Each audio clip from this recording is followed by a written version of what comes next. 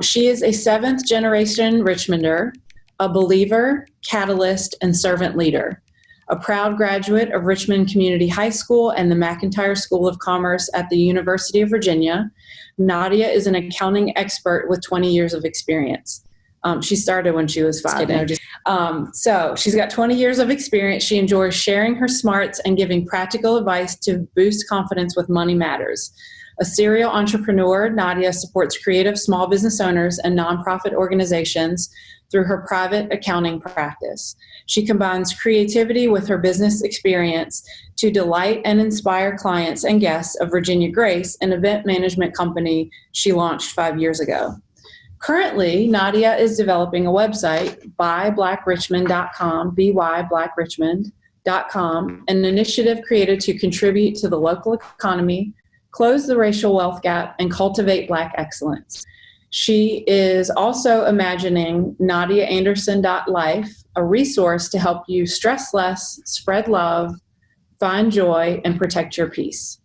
So for anybody that has downloaded any of the resources that we gave you in the email, so if you have those signs that we provided, if anyone has printed those out, we encourage you to participate, to react this morning, to give Nadia feedback as she tells a little bit of her story. Again, feel free to jump into the chat and share all of your love and support and how to stress less. So without further ado, Nadia Anderson, take it away.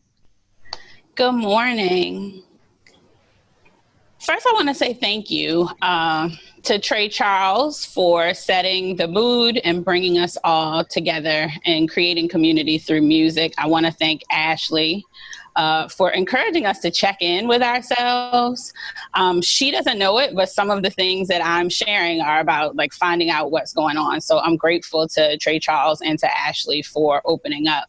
I'm also grateful to the Urban Hang Suite. Did you see me swat? I'm outside. There's a fly or something. So don't be alarmed. Don't be stressed. I'll try not to be stressed too. I want to thank the Urban Hang Suite for providing coffee and breakfast for us this morning. We're right across the street at Gather. So thanks to the folks at Gather for opening up the space to us. And then thanks to this amazing Creative Mornings teams. It's one of the best teams. I'm saying it's in the top 2 teams that I have participated in, and it's not number 2. So thank you to all of you guys, and especially to my friend Jolinda for introducing me.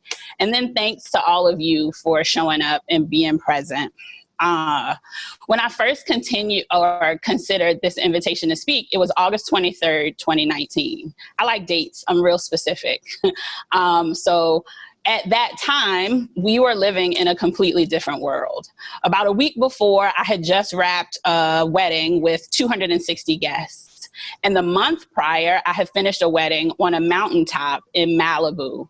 So I was definitely riding high a year ago on the fumes of a successful wedding season. Lindsay, Jolinda, and I had just come back from New York City, where we went to the Color Factory, and we had a great time. So like my creativity was flowing, and I was thinking a lot about stress, because there wasn't any stress present at that time. Who knew then that we would be here now?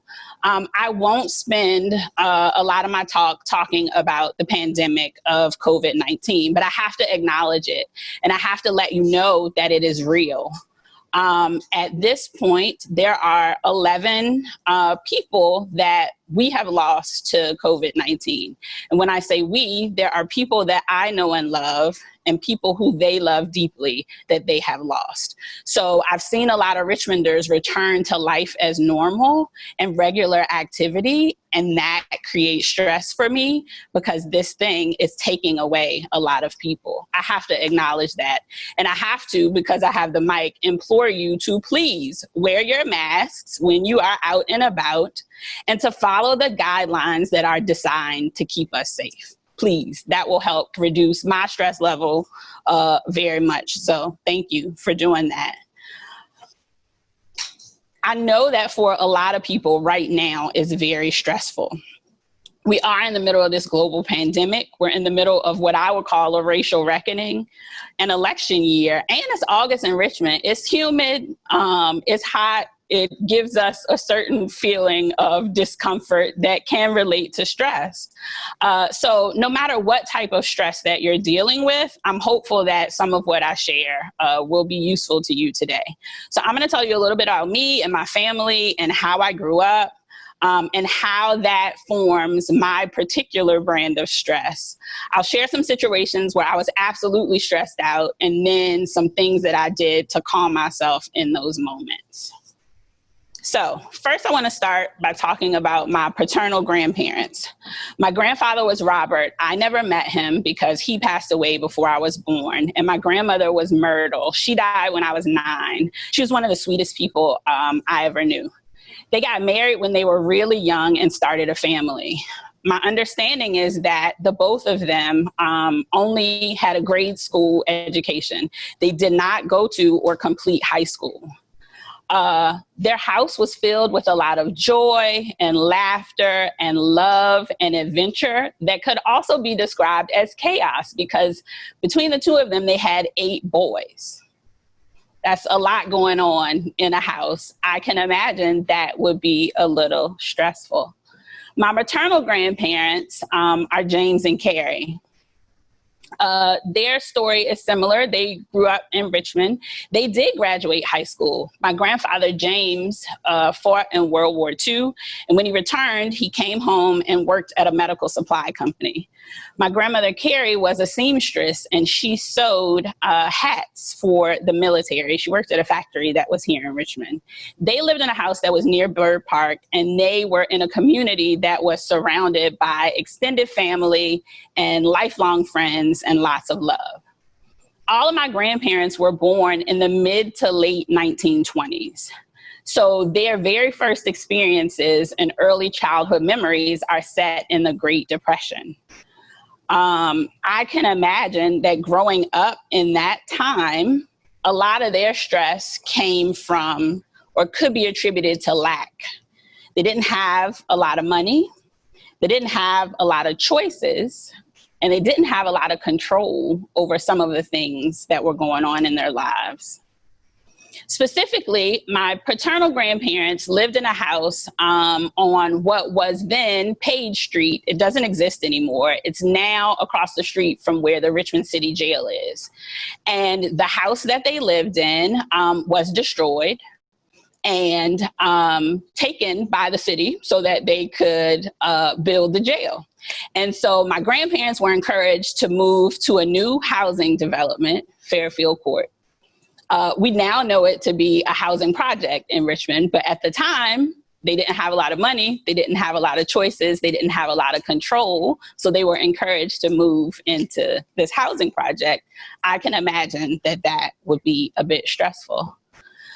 My grandfather, James, I told you he worked for a medical supply company. That company was Owens and Minor. It was much smaller then. It's a large company now. At the time, he was a supervisor for the men who worked on the loading docks. And those men were responsible for loading medical supplies onto trucks. I'm told that my grandfather wanted to work in the office, but he wasn't allowed to.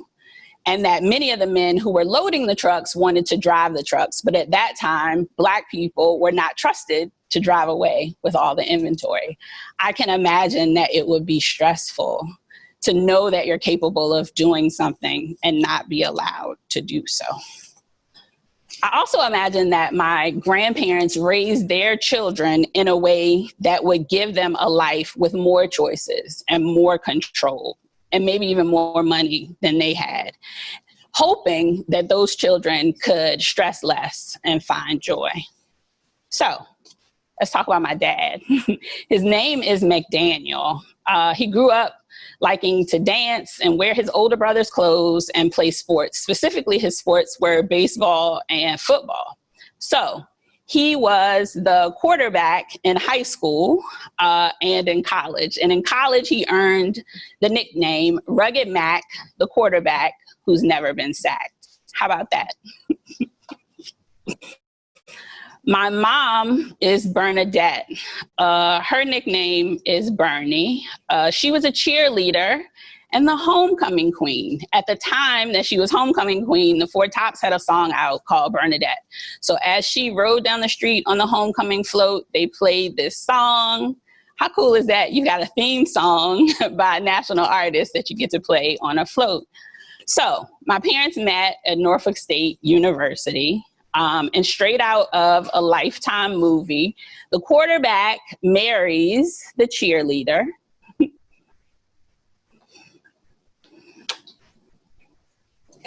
With more education, exposure, and opportunity than my grandparents had, they didn't experience the same sense of lack that my grandparents had.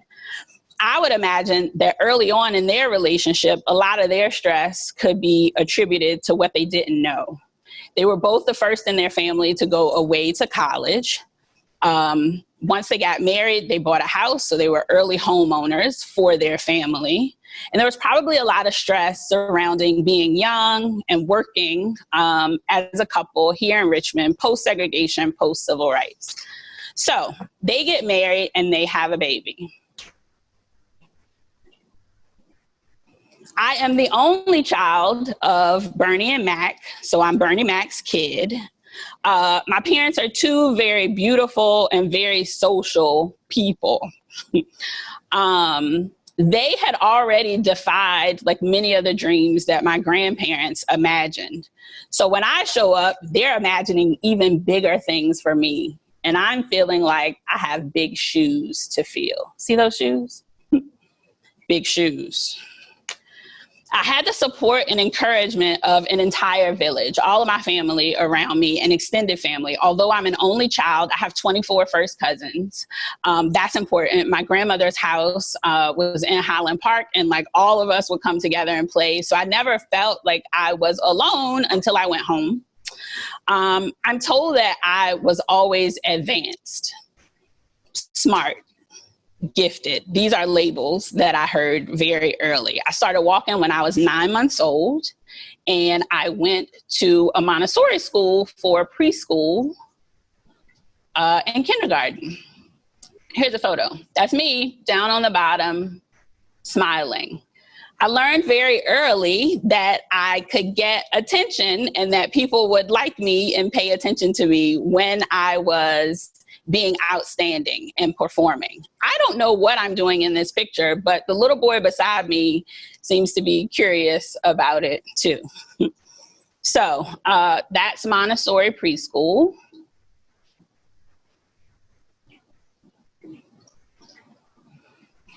After this, I went to first grade in public school. And in the first grade, I was there for 2 months and I was coming home every day crying because I was bored. I was like, Mom, I already know all this stuff. Do I have to do it? So I took a test and they put me in a second grade class. That was a stressful period. How can you be stressed when you're in the first grade? Well, everybody knew I was from Miss Brooks' first grade class when I moved to the second grade class. So they kept calling me baby. And I was just always embarrassed and getting too much attention because I knew what was going on in the classroom. So I actually switched schools.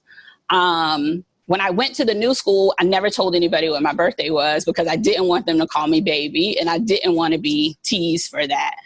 So now I'm in public school, it's second grade, and I became a math whiz in the second grade. I don't know what that means. I don't know what the requirements were, but I have the button to prove it. This says I'm a Richmond math whiz, second grade.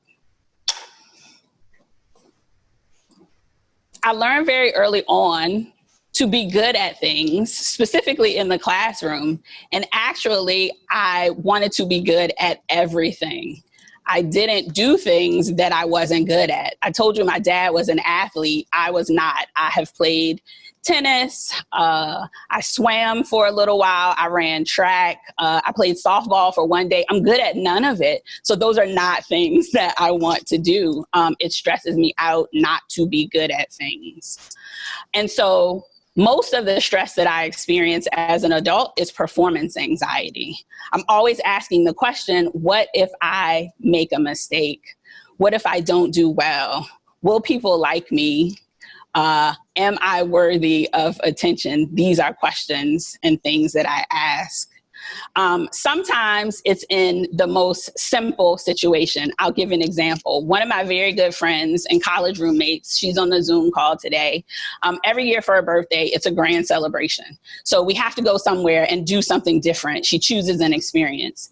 So this particular year, she decides that we're going to do one of these paint and sips.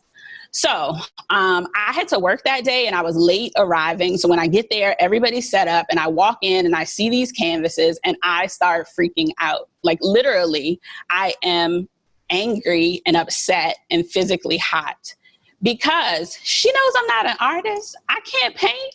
Why would you invite me into this thing with all of these people to see that I'm not good at this?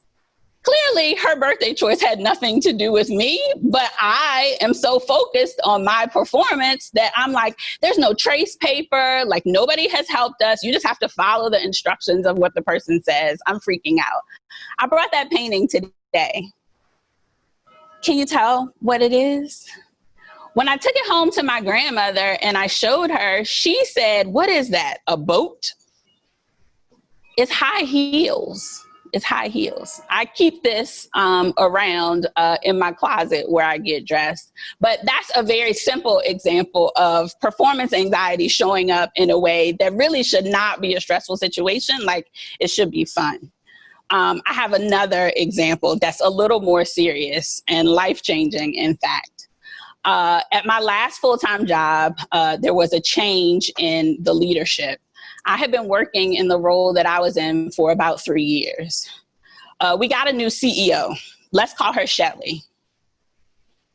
For the 3 years prior, the previous CEO had given me rave reviews, and I was a part of a functioning team that worked well together.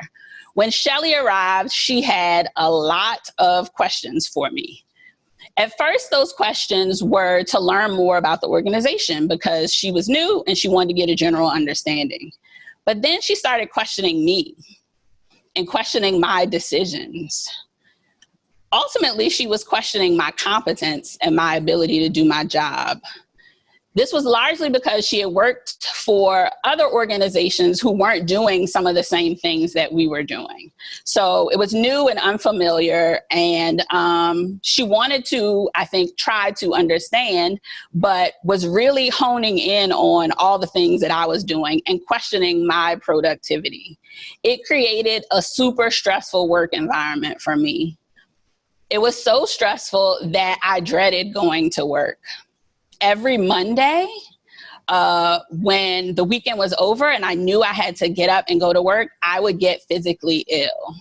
So I would be late to work because I have gotten dressed, gotten sick, have to get redressed, and then go to work every Monday, I'm going to say for a good month or 6 weeks. So there's this one particular day where I'm at work and Shelly calls me into a meeting with 2 other colleagues.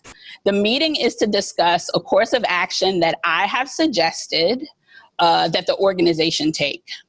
And so we talk for 2 hours, 4 of us in a room for 2 hours talking about the solution to this problem that I have already suggested. And finally, Shelly sides with me and decides that what I've suggested is the best way for the organization to move forward.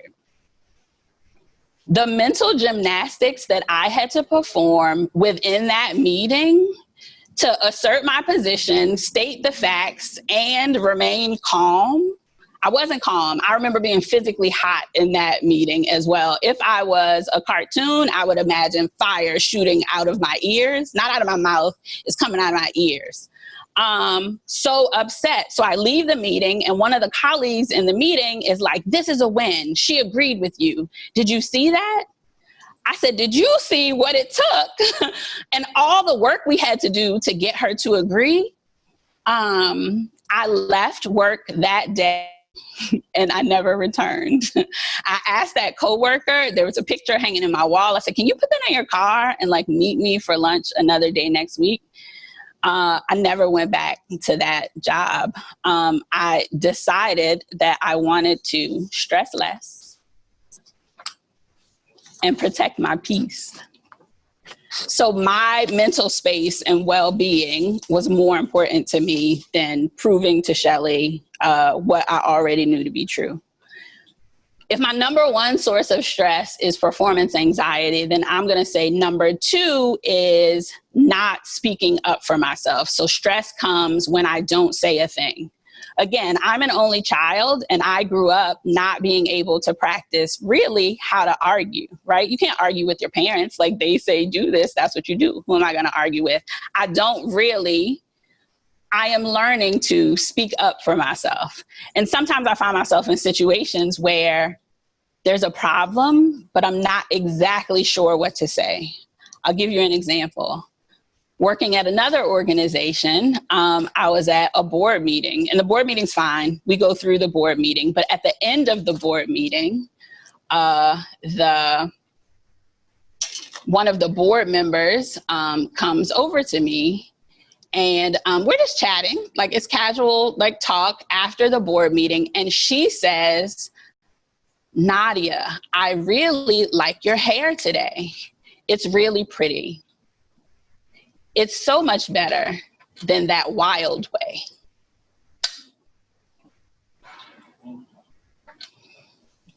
In that moment, I didn't have the words to speak up for myself and tell this board member that what she said was really hurtful and inappropriate. I've been in that situation before. Remember Shelley? I'll tell you about my first meeting of Shelley. My father was very ill. He suffered cardiac arrest, and I was out of the office when Shelley started working. And so we hadn't met. She had been there for almost a month, and I was out of work, or working remotely, let me say it that way. So we scheduled a time for me to come to the office because I had to sign some documents. So I told her I would come in and I would sign these documents, and I would stop by to say hello because I hadn't met her yet. So let's say I'm going at 2:00. I arrive at 2:00. I knock on her door, and she says, "Come in," but she's like writing on the desk in front of her. She doesn't look up. And so I say, "Hi, I'm Nadia." And then she looks up and she chokes. She clutches her pearls and audibly has a response. It's like, "Oh, I thought you'd be different." Again, I don't have the language in that moment to ask, different how? Instead, I just sort of ball my face up, turn my head to the side. She's still grabbing her pearls. She says, "Oh no, don't be offended. I just thought you'd be different."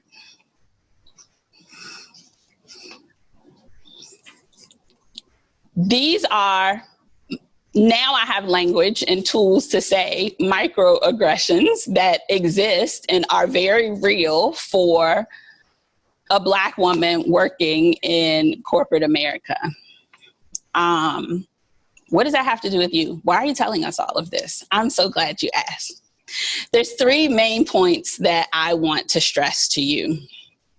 Number one, stress is very specific. I think we use the word as sort of an umbrella or an overarching sort of a thing. But similar to what Ashley was sharing, I believe we should check in with ourselves to find out what's the source of the stress. So maybe you are dealing with stress that is caused by lack. There's something you don't have. You don't have a job. You don't have a paycheck. You don't have a nanny with an education degree to homeschool your children while you're working in 2020. Maybe that sense of lack creates stress for you. Or maybe you're dealing with the stress of uncertainty. There's something you don't know. When am I going to be able to go back to work in the office? When will we be able to gather together for creative mornings? When will a vaccine be developed? What will be the impact of this next election cycle? The stress of uncertainty is really real. So whatever type of stress you're dealing with, I would encourage you to check in. Find out, is it the stress of uncertainty? Is it the stress of loss, of grief, of lack, of obligation, of guilt, of fear? What is it that you're dealing with? You have to name the beast to choose the weapon. Then you can do something about it. I have found personally that there's no way for me to overcome the stress if I don't specifically identify it and then try to kill it at its root. The second point I want to stress to you is that stress is personal. Just because you suffer from the stress of uncertainty doesn't mean that other people don't suffer from the stress of lack. It's very real to them. So I would encourage you to please believe people when they're vulnerable enough to tell you the things that are causing them stress. If I can push this a little further, and I believe I can because I have the mic and I'm among friends, I've been in a lot of conversations over the past few months or since June, questioning whether or not racially motivated police brutality is a thing. I've also participated in conversations that question whether racism exists at a systematic level that impacts us in our everyday lives. Of course they do. And just because you haven't witnessed it, or just because you haven't spoken with someone who has a personal experience, it doesn't mean that those things aren't still with us. Similar to the other types of stress that we have described, I encourage all of us to work together to kill those things at the root so that they don't bother us. I think the third thing that I want to stress to you is that stress is persistent. It's going to return, especially if you don't address it and cut it out at the root.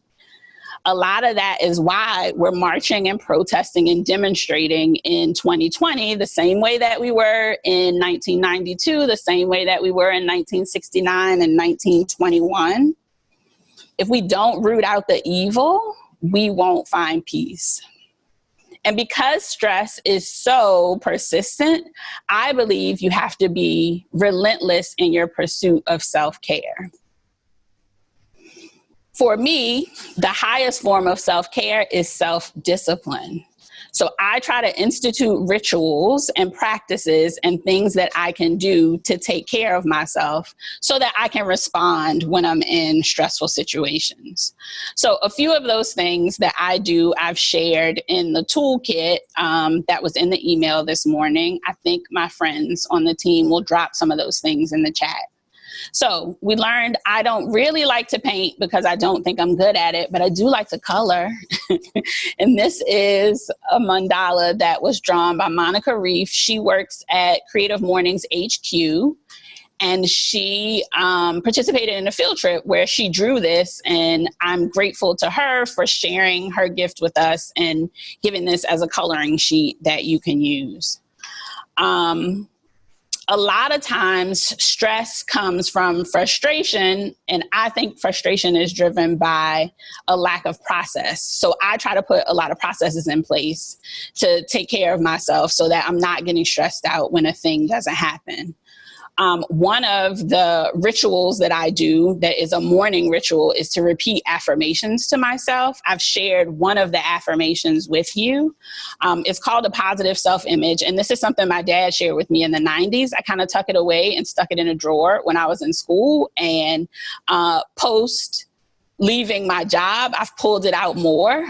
In 2019, I was in a practice of reading this to myself every day, looking myself in the mirror and in my eyes. So that works for me.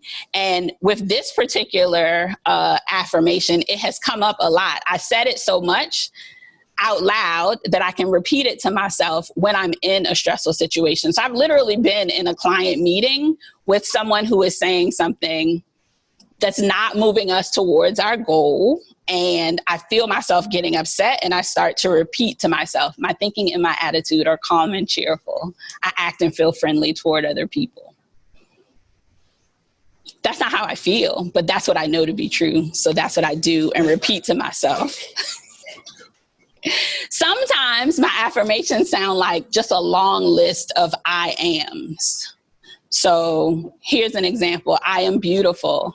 I am enough. I am worthy. I am love. I am peace. I am calm. I am capable. I am courageous. I am doing the best I possibly can. I believe you are too. I hope that helps you to feel less stress. Thank you.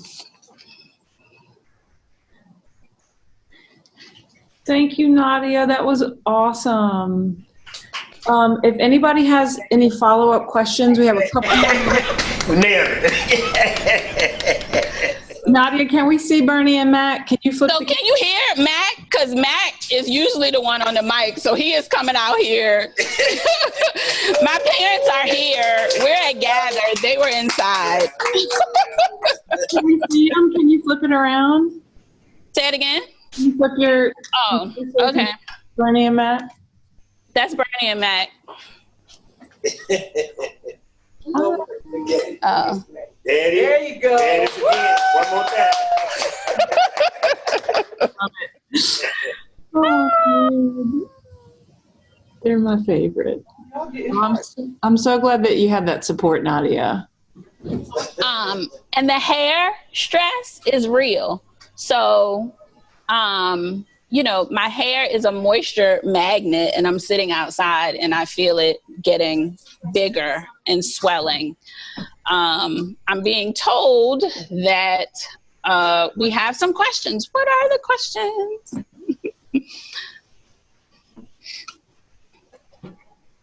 Everything has moved so fast that I don't see questions.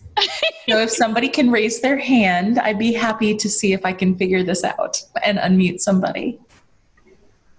So if you could wave at me or do a little something. Rhonda Fisher has her hand raised. Okay, I'm trying to find her. That just popped up on my screen. Awesome. It just did on mine too. Okay. All right, I am unmuting you, Rhonda. I just asked you to unmute. Hi. So, of course, I raised my hand first because Nadia knows that's what I do. Not a real question, but just wanting to say just how proud I am of you for speaking your truth and just being so real and authentic. And it was interesting to hear you talk about just the self-discipline, because that's how you've always been, at least in the 20 plus years that I've known you. And so just thank you for that, because I think that that is something that a lot of us can learn from, even if that's not our, normal orientation. I think that that's something that we can work toward, especially when everything else feels out of control. So I just appreciate you for that reminder. And please tell your parents hello. And they are so cute, as always. Awesome. Thank you, Ron. Okay, I love you. Bye. We also have Sheila Battle. You have a question. Take it away. I cannot unmute her because it doesn't look like. Okay. Just talk.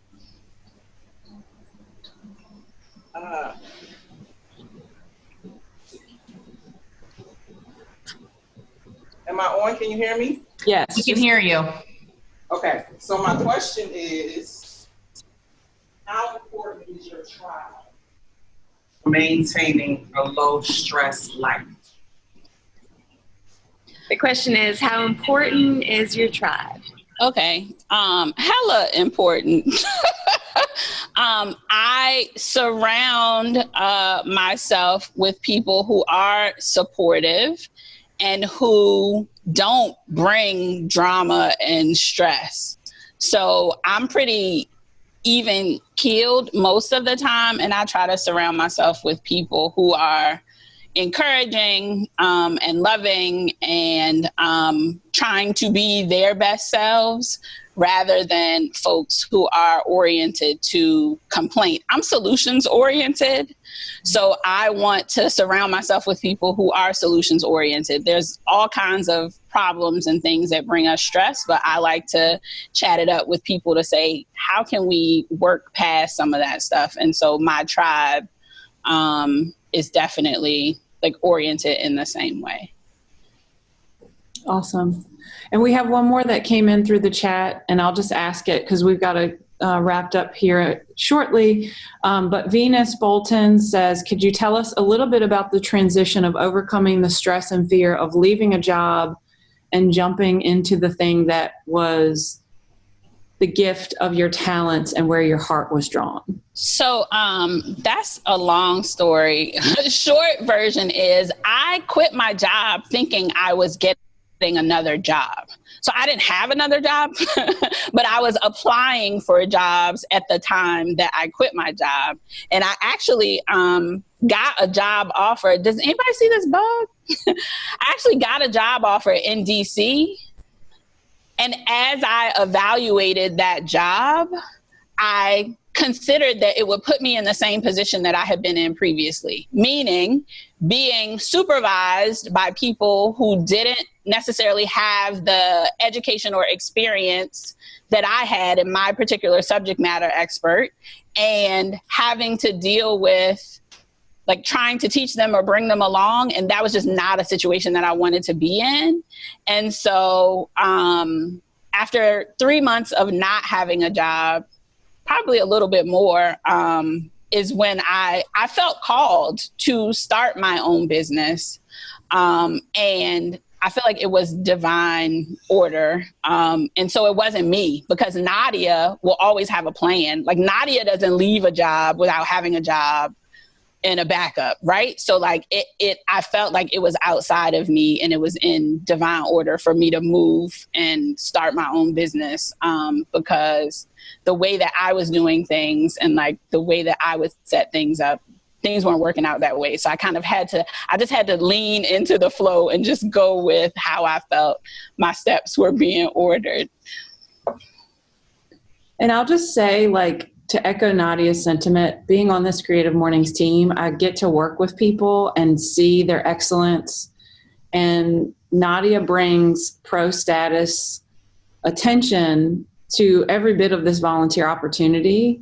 And to have her tell me that somebody questioned her at the level that she was questioned, I'm like, well, how could they? Like, if they know you, if they see how you operate in this world, how could they?